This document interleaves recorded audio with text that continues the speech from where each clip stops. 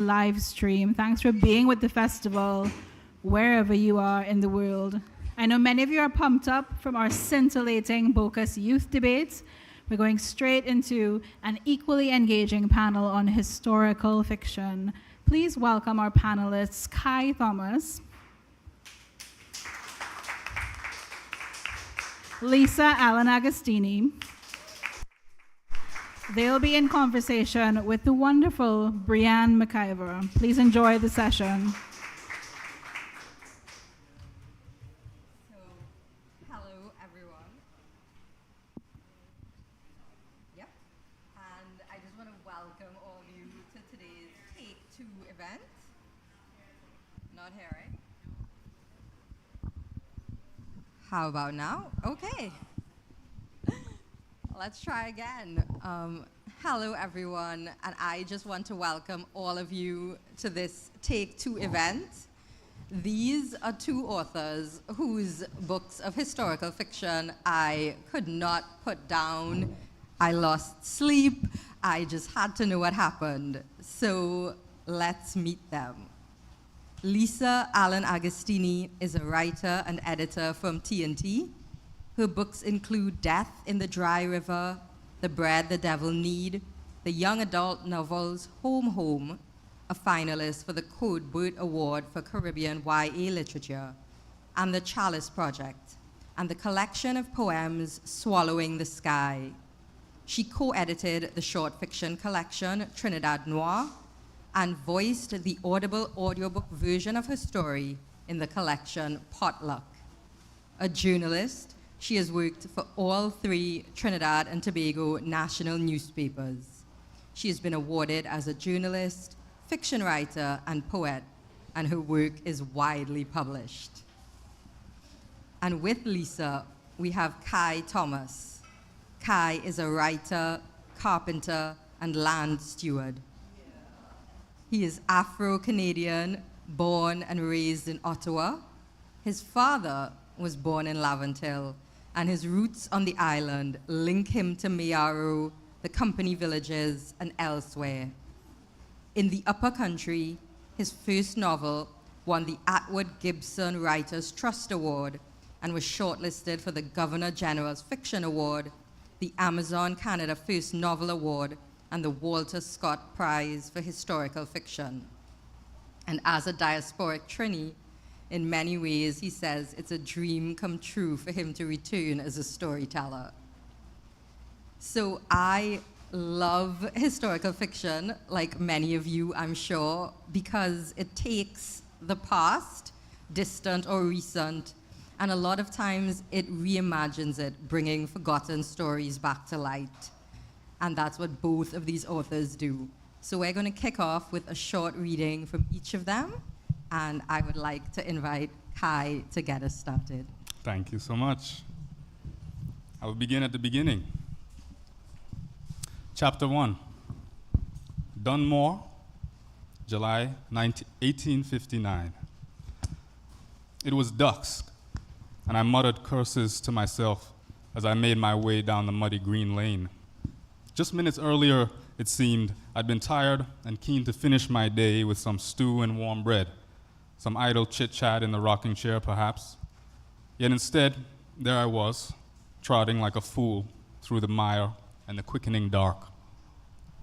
Mine was an unusual profession for a young woman. In Spancel Narrows, where I was born, there was a kind old bachelor named Samuel Frost, who loved hosting his colored neighbors.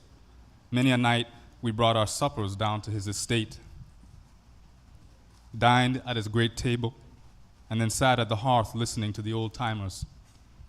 And for years, 3 mornings every week, my mother would hurry me along through the woods, and I would join Frost in his study while she cooked and cleaned.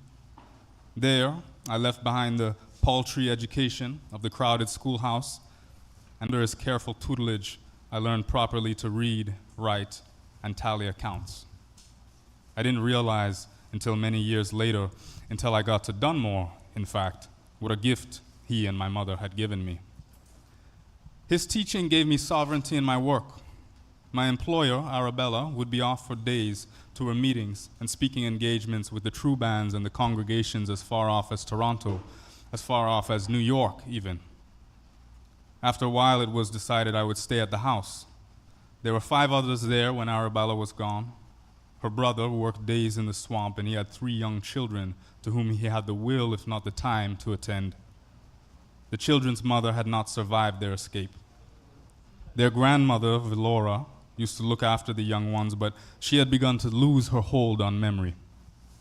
She took to hiding food in corners and under loose floorboards, and dinner wouldn't be made when the brother came home from the swamp and the children from school. They would smell the food days later when it began to rot, and the children would hold their noses at one another and titter about Granny's stinkers. Arabella would quell any such teasing if she heard it. She understood that Velora's forgotten caches were the resurfacing of an old practice. As a young slave woman, she'd made a habit of secreting away meat and provisions for her family in the field. As Arabella will often remind me, she considered me sent from above. Even though my arrival in Dunmore was thought to be strange, for I came from the north when all others came southerly. Stranger still, that I could read and write better than most men, colored or white. I asked the Lord for a man, and he gave me a hand, she would say and wink. So it was that I came to tend the Brimmer household. And when Arabella returned from sojourning, her shoulders struggling to remain upright, we would spend hours by the fire, talking low beneath the snores of the household and the meandering footsteps of Velora. We'd crush mint in jars of tavern moonshine, and Arabella would recline on her chair and rub the heels of her hands into her temples and burrow her fingers into her hair. She would speak quietly, hushed musings interrupted by her chuckles and sighs. I would listen. I considered these soft ramblings the addenda to her notes, detailing the struggles of fugitives, the battles of abolitionists, and the news from lands near and far. And after a while, invariably, she would give me a look, half grimace, half weary smile.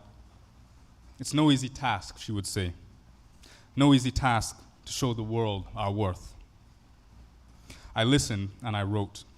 The next day, I would look to my scribbles and I would write again.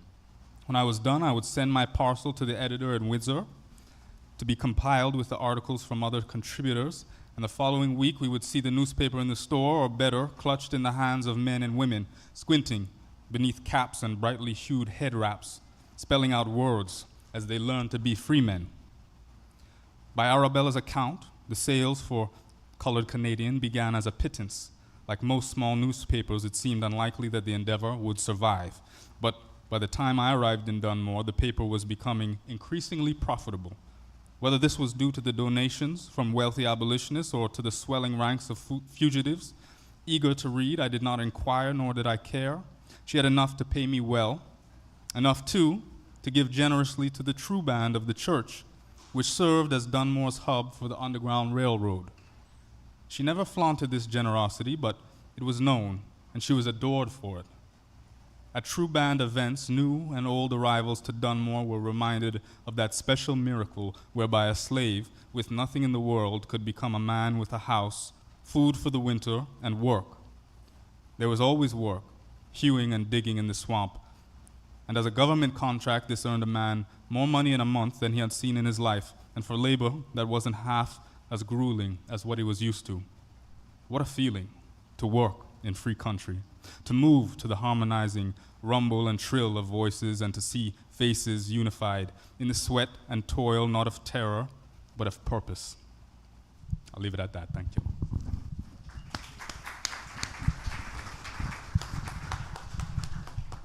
Thank you, Kai.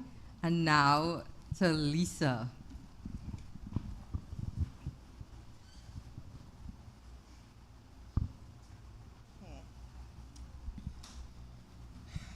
So hi, good afternoon, everybody. Thank you all for coming.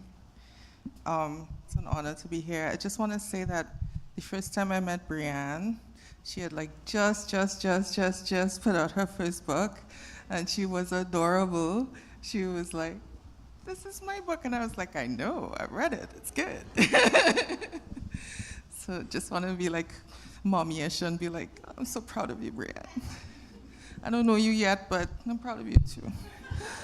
Okay. So I will not read from the start. So this book is it's a novella. So I don't know what she was up all night reading. It just take like 5 minutes to read. It wasn't mine. It's a novella. It's set in 1932 in Port of Spain. Or is it 34? 32. Okay, I trust you. It's set in 1932 in Port of Spain. The main character, the protagonist, is a policeman who's on suspension, and a kid in his neighborhood leads him to a dead body. And so this is later on in the book, I guess a quarter way in this tiny little book. And the main character's name is Sunny.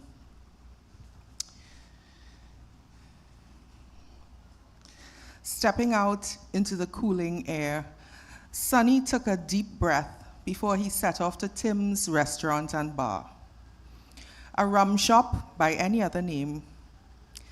A slight Chinese man named Tim Sising and his wife, a buxom black woman named Dulcie, ran it.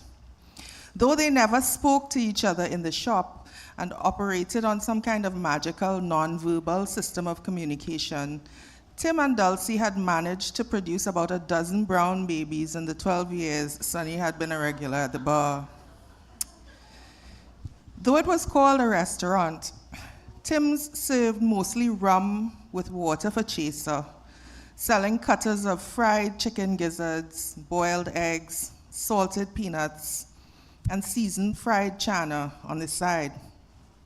When the urge took her, Dulcie would cook up a magnificent pot of pilau, or thick split pea sancoch. Neither the chicken and rice dish nor the meaty soup would last very long because she had a universally acknowledged sweet hand.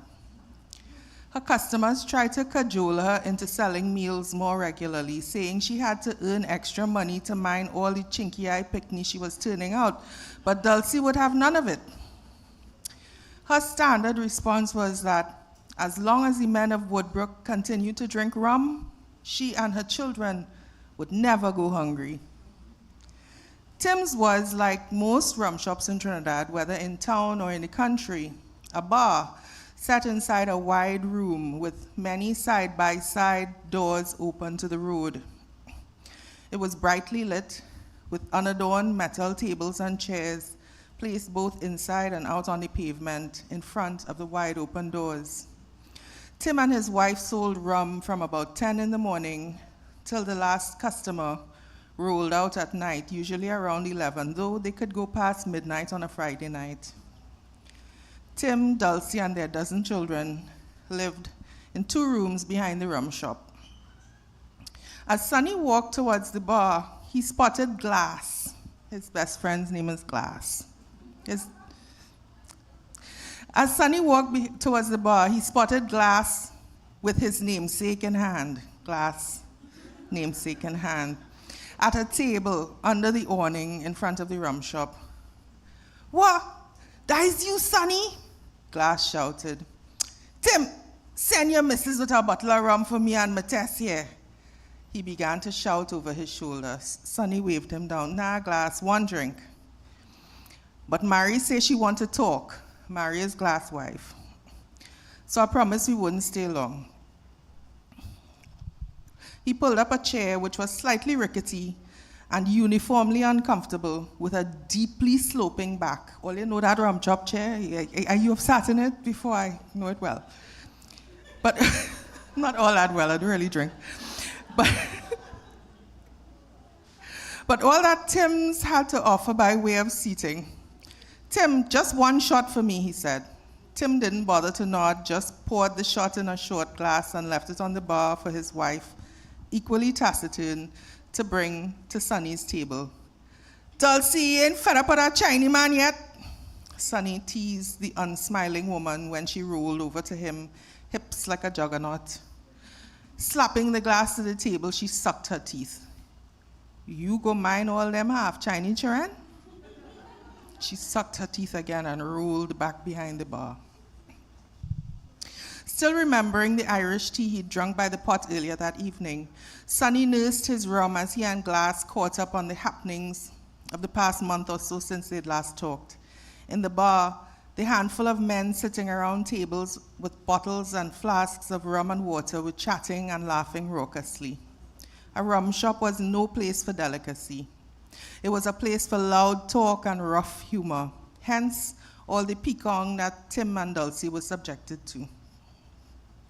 After a couple of minutes of small talk under the noise of the bar, Glass cut to the chase. Why you looking like your mother dead again? One thing he wasn't was subtle, that Glass. Sonny shook his head. Man, he said, peering into the depths of the amber liquid in the glass. A bounce up a dead man today, it kind of shake me. Glass said nothing, but put his own drink to his mouth and downed it in a gulp. Tim, how much I have for you? You drink 3 rum? Tim asked, his Chinese accented tongue touched with a Trinidadian twang. 15 cents. You pay now or you trust? Glass, rising from the uncomfortable chair, dipped into his pants pocket for the coins. I go pay you now. Save the credit for when I ain't have none, he said. They went through the ritual every evening, as Tim did with all his customers, but in truth, Glass seldom took his drinks on credit. He reasoned that if he had to have a drink that badly, he'd find the money to pay for it, or go without. Sonny stood too, head and shoulders taller than his friend. He towered over him, making Glass look like a pot-bellied child next to him, but neither man noticed the difference. They walked out of the bar into the cool night, leaving the loud talk of the men in the rum shop behind. I'll stop there.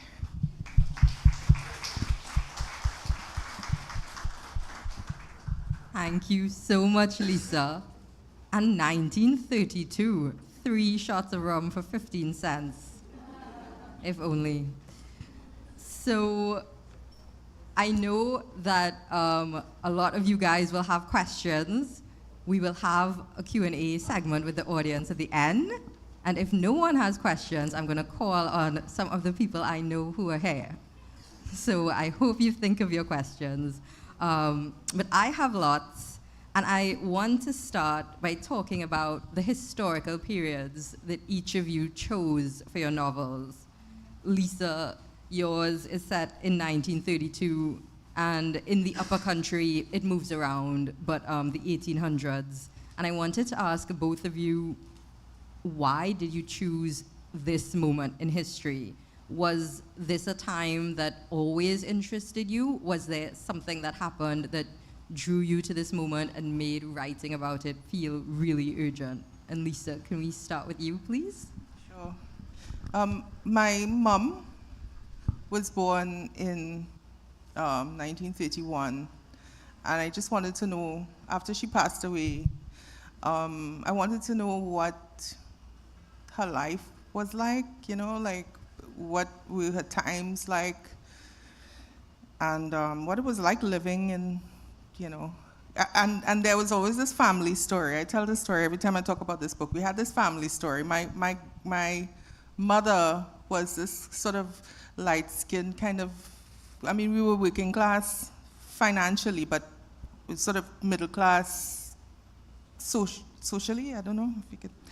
And so my really nice, proper mom, brown-skinned lady, soft hair, say how she grew up, like when she was small in East Dry River in Duke Street. And I was like my brain couldn't even figure out like how, you know what I mean? Like I couldn't, I couldn't associate my mother and my grandmother who was who was this kind of Syrian and Spanish lady. I couldn't imagine it. So I went and I did research into the area of Port of Spain where she said she had spent time as a child, into and the time of like the economic period and so on and so forth. So that was what drew me to the period. And my mom's name was Dulcie. So you might see little bits of her turning up in the book, like a character named Dulcie, for example. So yeah, that was pretty much it. I love that. I'm sure your mom would love it too. So, or not. So Kai, same question. Yeah. What drew you to this period of history? Right. So for me, growing up in Canada, growing up black in Canada, I know down here, I'm not necessarily black, but there I black, so. Growing up there, I didn't see a lot of representation of black folks in our history, and when we showed up in Canadian history, it was in a very particular way. It was, we were rescued from fleeing slavery from the US because Canada, being British, was, abolished 1834, US not till 1865. So there's this period, and in particular, this period after 1850, where the US, the northern states where slavery was already abolished, fell under this legislation called the Fugitive Slave Act, which deputized white people to capture and return slaves who were fleeing north. So Canada became like the destination for the Underground Railroad for about a 15-year period. And that was the only time I learned about black folks in Canadian history. And it was very much this story of Canada being the promised land. And it just didn't, that story didn't check out with the reality that I was seeing around me, the realities of racism, of disproportionate incarceration of people of color, black folks, indigenous people in Canada, with unequal access to education. It was just, it didn't check out that this place, as wonderful as it was in many ways, was the promised land for dark-skinned people. And I really wanted to unpack that myth, and so I turned my attention to that period of history, the 1850s in particular, and then I went back a little bit earlier to the period where Canada was holding slaves. And just wanted to tell a story that was as raw and as real as I could discern from the reading that I was doing, from the oral histories that I was encountering.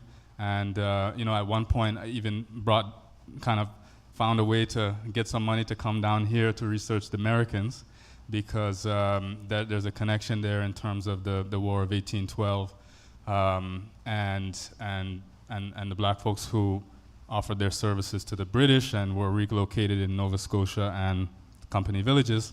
And come to find out, two of my lineages from here are American. So it was just this way to excavate my history in many ways and the history of this place that I was growing up in, and try to tell a story that was a lot more real than what I was being taught. I love that, and I love this idea of the stories we are told, and as writers, the untold stories that we can use historical fiction to reimagine. And I feel like I've read a lot of excellent historical fiction, like set on the slave plantation. In the Caribbean context, there is, the planter class, and sometimes we see our region's history as sort of like white versus black, or Indian or indigenous, like insert race after. And I think what struck me about both of these books is they acknowledge either the legacy or the presence of that planter class, those people who basically shaped the region and held so much power, but they don't center them. They have deliberately sort of stepped aside and shown relationships between groups of people who we may not have explored as much. Like in Kai's book, the relationship between the indigenous community and the black community, and even intermarriages and those things. And in Lisa's book, this tapestry of 1930s Port of Spain, all of these different people. One of my favorites is the friendship between Sunny and this Indian milkman that just sort of expands as the book progresses. And so I wanted to ask both of you, how did you choose who were the main characters in your story? How did you choose who to focus in on? And was it a deliberate choice on your part to sort of pull back a little bit from that sort of planter class? Kai, I don't know if we can start with you this time. Sure. Yes, definitely a deliberate choice to step back from the planter class and to get out of the sort of tired dynamics of slave and master. It was very interesting. So I set out to write this book as a sort of semi-biographical book about this man. I come across this picture of this man from the period. It was 1850s picture, and it just pulled me in. He was old, and his eyes just had this story in it, and he was holding a cane, and I wanted to know more. Turns out he was a man of black and indigenous descent, born and raised in southern Canada, southern Ontario region, was captured and enslaved in Kentucky, and escaped, and ended up being one of the first, being the first town crier of this little town on the Great Lakes called Owen Sound. And they still honor him to this day. They have an Emancipation Festival there every August. They honor this man. And I was interested in his story, wanted to tell the story about this person. But a couple things happened, in the creative process. One was I was really grappling with how to respectfully tell the story of somebody who actually lived, who I was not related to and who I didn't have a direct connection to. And the thing that I love about fiction is you get into the nitty-gritty, you get into what did things taste like, smell like, what was people's emotions, and didn't feel honest to me to write that about somebody who actually lived. And so I kind of strayed away from that and ended up coming across this census record that listed one of his daughter's names as Lencinda, and I thought that was an interesting name. And I only found mention of it once, and I just started thinking, what would this woman's life have been like? What would it be like to grow up in a ex-enslaved community in northern Ontario in the mid-19th century? What was that? And I had no idea, and the first drafts trying to write from her voice was just wrong. It was just bad. And so it was, the kind of the challenge of, encountering a history that I didn't know about, and I wanted to know about, and come to find out there's this rich legacy of black women publishing newspapers in Canada and the U.S. at that period. And so I just dove in, and at a certain point after reading and talking to enough people, then the voice comes alive, and so that's how it happened for me. Just kind of a spontaneous process. The character she chose. It's her story. She chose it. So you kind of take a step back as the author, get out of the way, and let the characters take their space. Yeah. Mm-hmm. Yeah, I hear you on that. My coming to this story was a little bit different. It was kind of a lot more deliberate. I set out to write a detective story with a black detective, which, if you know the genre, is not common at all. It's really uncommon, actually. And so that was my goal. And in making that decision, and because I was basing, yes, and if you've read the book, you'll see that it's pretty much very much based on the template of the Easy Rawlins books by Walter Mosley. So, and his books also center a black protagonist, everybody in them book is black, the detective, the victim, but it's even if you watch murder mysteries on TV, you'll see that black people are not traditionally centered. They can be the victims, they can be the murderers. They're not usually the detectives, and so it was very deliberate for me to center that. But I also, in doing the research into the time, there, found there's a lot of class things that we don't know about, we don't think about, that kind of important to the way our society has developed. One thing you said was the patchwork of different characters. So we have a black fella from Toko. We have kind of red people from Woodbrook. So we have some black people who work in the service in homes and so on, and then we have a couple of expats. But basically, the story looks at pretty much anybody who could have been somebody in Port of Spain at that point. It have one of them in there, and it was very deliberate. That was a choice that I made. I wanted to kind of, yeah. And I think that that is one of the powerful things about historical fiction, that sometimes our imagined reality of a period in time is absolutely nothing like what it actually was. And these books, sometimes more than history, they let you know, like Kai was saying, well, what did you eat?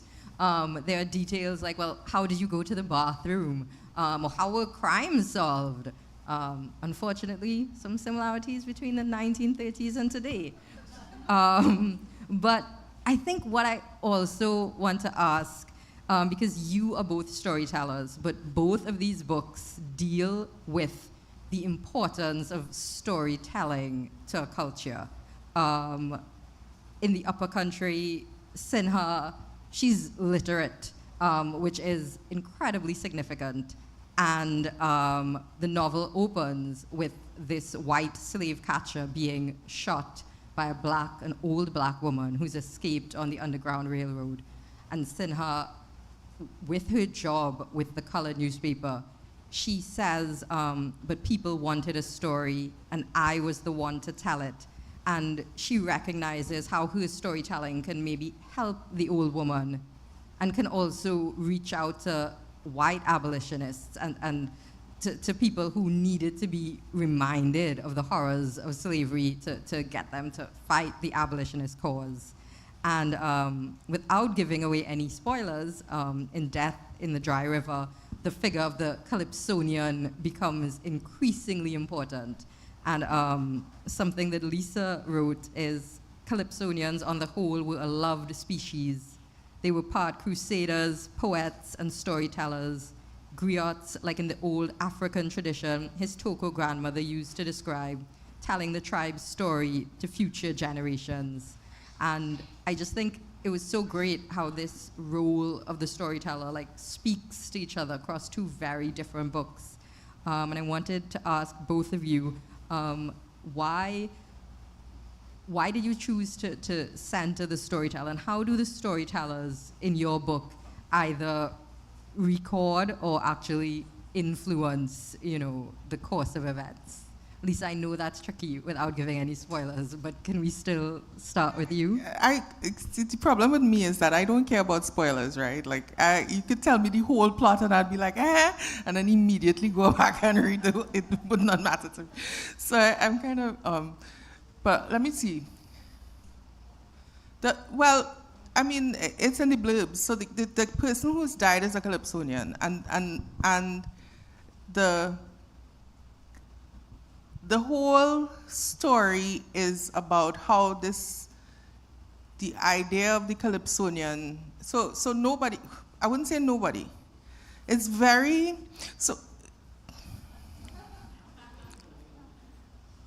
A Calypsonian ever sing on anybody in this place? Other than me. And maybe Marina or something. They sing on you, right? It's very hurtful. Very hurtful. But you cannot go and you cannot sue them. You cannot go and say, well, I'm going to sue you because you defame me. No, that's not how it works. You take your calypso, when they sing on you, they sing on your head. You just eat your biscuit and hush your mouth and you go on with your life. And when people tease you about it, you say, well, bye, and you feel shame and you move on. But you can't sue them. You can't really, you don't do anything. So that what this Calypsonian has done is take advantage of that, shall we say, lacuna, society, and done basically what you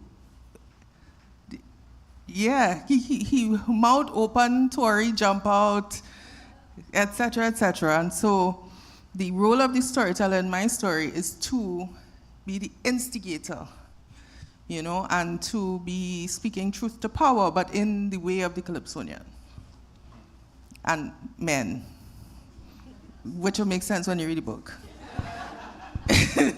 And can I say, if you haven't read the book yet, you're in for a treat with the Calypso itself. So, Kai, Very same true. question.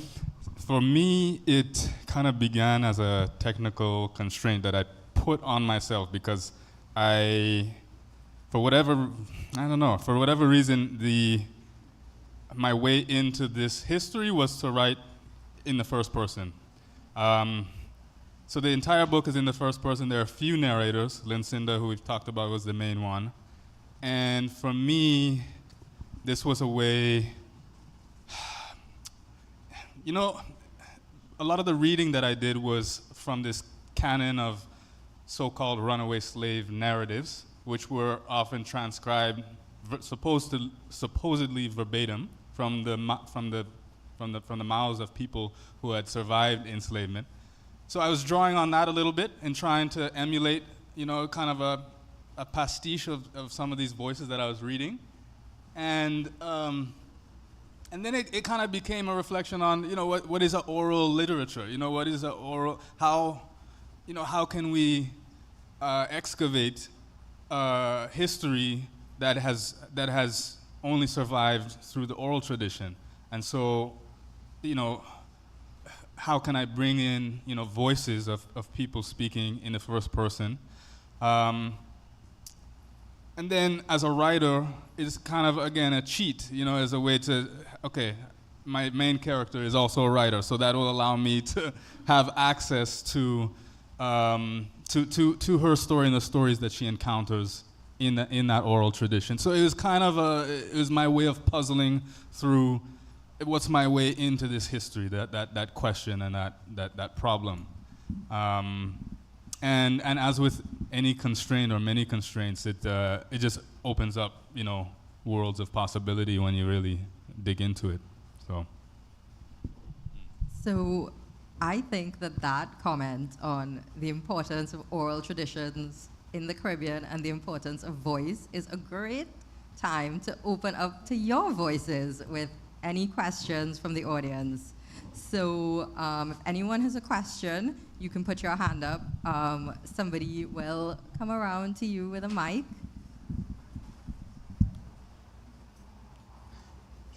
Don't be shy.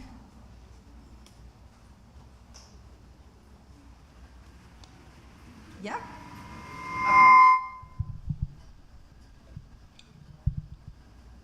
Okay, yeah, there's somebody who put a hand up here. I think we're just sorting out the mic, but I also saw another hand, so that's fantastic.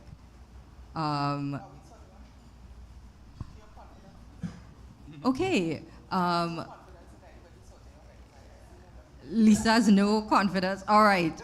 Okay, so they're asking me to wait. Do you want to come up and use my mic? Yes? Great.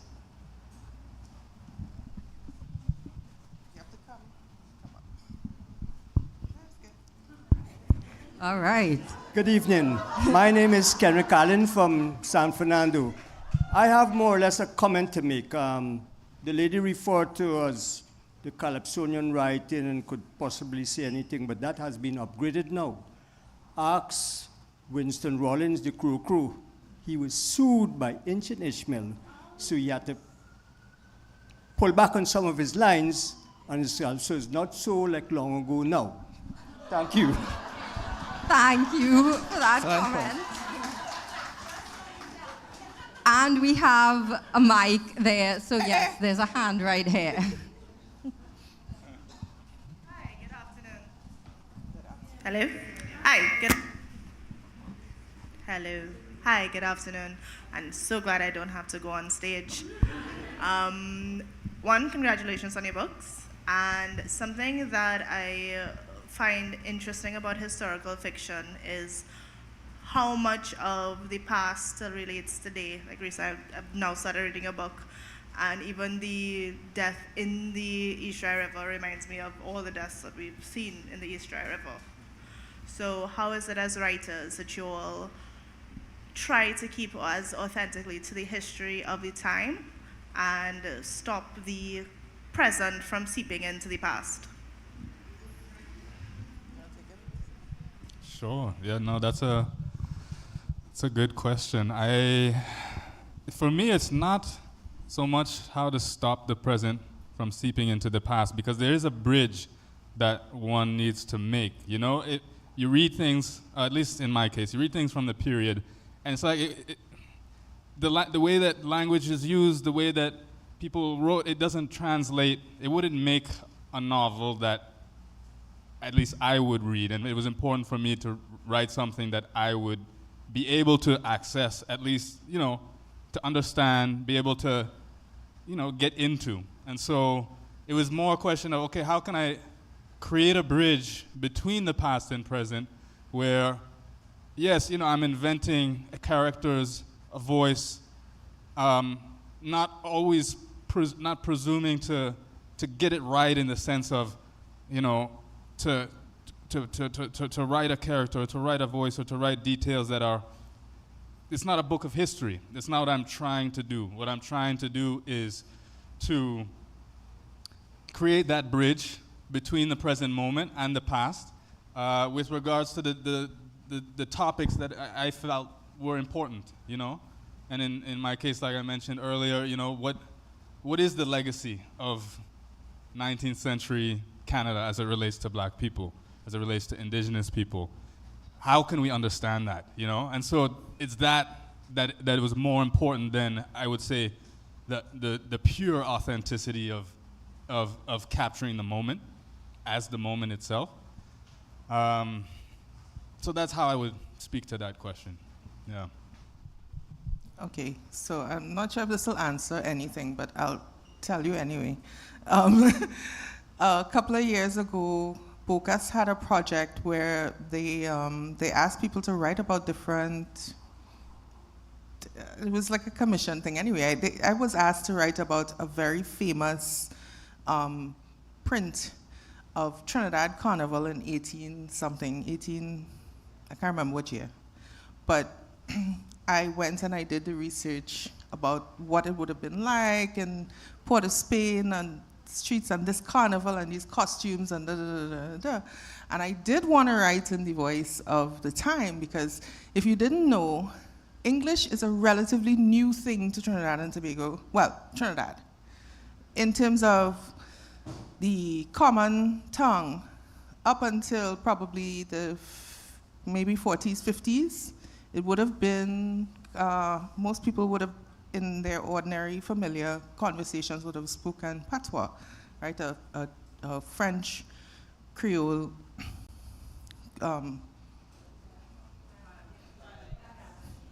Creole.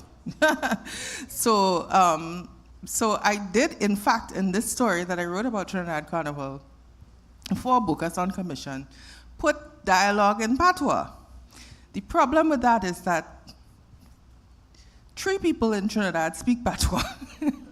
Nobody reads it, and so it was a challenge. So yeah, there is, as you said, you do have to make a bridge between the real nitty-gritty lived experience that you're reading about in the historical documents and what you can actually represent as fiction.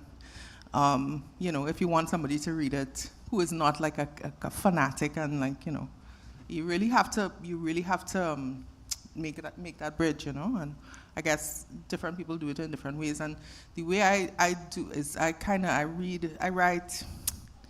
write like with my ear, so that a lot of it is more oral. I mean, if you read it out loud, you'll realize it's kind of more or less a read out loud experience. And so that's how I kind of bridge it, you know, like what sounds like it could make sense in a conversation. Forget about not forget about, but like frame it within, but what sounds like it makes sense to your ear. So Okay, well, we've got a hand up right over there. Yes, so we have two. Yes, either person. Hello, good afternoon. Kai spoke about it a little bit in terms of finding out the history and how you go about that research, but Lisa, we're in Trinidad, so I'm very curious as to your research process. And I feel like we're in a country where we don't document our history as well as we could. So I'm just curious as to your journey. And Kai, you can give us a little bit more info about your research on that time period as well, because I'm not sure what that documentation process would be like in Canada. Thank you. So this book was written many years ago, decades ago, and research methods would have changed. But at the time, I did research in documents in the, not the archives, oh God. If you've got a copy of Trinidad Noir, there's a lovely, charming, delightful story called How to Make Photocopies in the National Archives. I recommend it highly. I did my research in the Heritage Library here and the UE West Indiana, well, the collection formerly known as West Indiana. And so back when this was being researched, the internet was not what it is now at all, not even close to. And so the resources would have all been in old newspapers, old lists, and to be fair, a lot of the deep archival stuff will also be in that because it's not digitized. You still have to go into some room and put on a white gloves and try not to breathe on the people thing. It is all, it's pretty much, the research that I did was in those kinds of, and also the police museum. So the building right across the street over there, big Gothic, not this big Gothic, the other big Gothic thing on that side is the the old police headquarters. And there used to be a police museum in there. So you could go in and see the old uniforms, the bull pistol, the old station diaries and things like that. So I spent time in there. Yeah, that was pretty much my research. Yeah, for me it was a combination, library. I personally had a very good experience at the archives. They were very helpful. I didn't try to make photocopies, to be fair, but they put together a nice package for me. And anyways, all that to say, it's a combination of, finding all the books you can find and the documents, primary source documents, newspapers, etc., and then talking to people, knowledge holders. We just visited Mama Akila Jaramogi up at Von Zamans, and she took me down to the company villages, for example. Just talking to people and family, and it's not as though, and that's, I think for me, the part of the appeal of historical fiction is, I'm not an academic. I don't have to be bound to, citations, and I can just be in the place and talk with people and let that seep in. It's so valuable, to be able to do that, because that can translate to stories in a way, that allows you to tap into ancestry and tap into your, your legacies in that way. So it's not as though, I was, making photocopies everywhere I went or taking notes whenever I spoke to people, but just allowing those relationships to go as far as they can go, and to see, how that informs your characters. It is always surprising to me how much knowledge people have, even if it's not something that I can verify. But sometimes it is. Sometimes I was talking to an indigenous knowledge holder back north, and he was telling me, he said, "You're not going to find this in the history books, but our nation, our tribe, was involved in the Underground Railroad. We were helping people. We had a black leader of the community." And so you learn things just in talking to the elders and the knowledge holders, and it's work in and of itself, right? Because that not everybody wants to share their story right up. There's a relationship building that has to happen, but it's just a really beautiful part of the journey of learning the history that you're setting out to learn. Can I just say one more thing?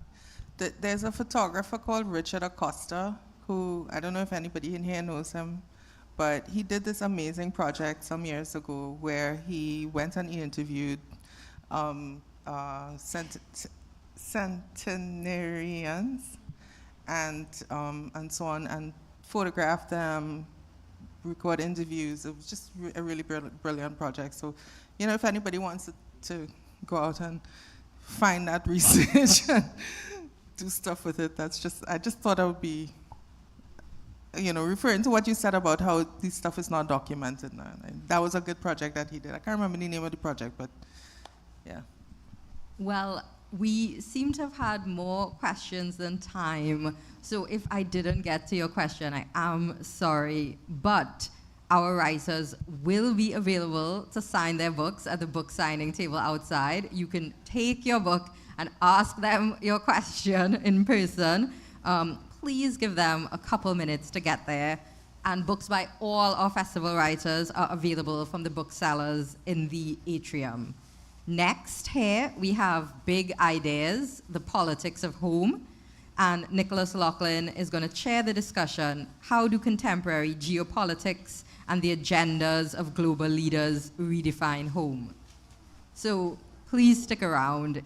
And all that's left for me to do is to thank Lisa and Kai. You guys have been brilliant. These books are a fantastic read. Please give them a hand. And please give a hand to Breanne as well. Thank you for the wonderful interview. Thank you. And thank you to all of you for coming and for supporting the Bocas Lit Fest. I know it's so meaningful to all of us. Thank you. Thank you.